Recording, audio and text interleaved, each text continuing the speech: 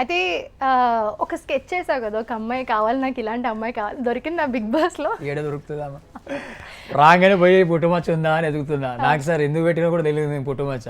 ఆ పుట్టుమచ్చ ఉన్న అమ్మాయి ఎవరైనా వస్తారేమో అని చూసాం, బట్ లేదు. ఏంటి చేసుకోబోయే అమ్మాయి ఖచ్చితంగా పుట్టుమచ్చ ఉండాలా? అక్కర్లేదండి, లేకపోతే పెట్టేద్దాం. సో అట్లేం లేదు, నేను ఆ టైంలో డ్రాయింగ్ వేసేటప్పుడు నేను అలా అనుకుని అలా గీసాను అనమాట. ఆ అద్భుతం చూసి మీరు మళ్ళీ ఆమె సప్రోబాక్స్ ఉందంటారా? ఏమో అలాంటి అమ్మాయి కావాలేమో అని.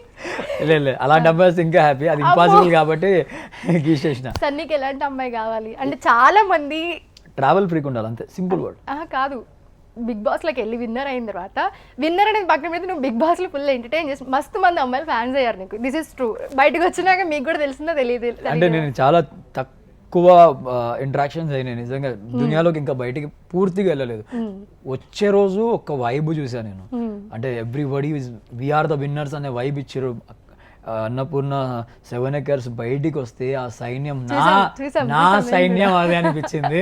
నా డార్లింగ్స్ అందరికీ పేరు పేరున థ్యాంక్స్. అండ్ చాలా మంది రావాలని అనుకున్న వాళ్ళు, రాలేకపోయిన వాళ్ళు అందరికీ నేనే దగ్గరికి వెళ్తాను. నేను నెక్స్ట్ ఐమ్ గోయింగ్ టు, అంటే ఫస్ట్ నేను యాక్చువల్ తిరుపతి వెళ్దాం అనుకున్నా, ఇప్పుడు బ్యాక్ టు బ్యాక్ కొంతమంది సార్ని కలిసి ఉండే ఆగిపోయాను.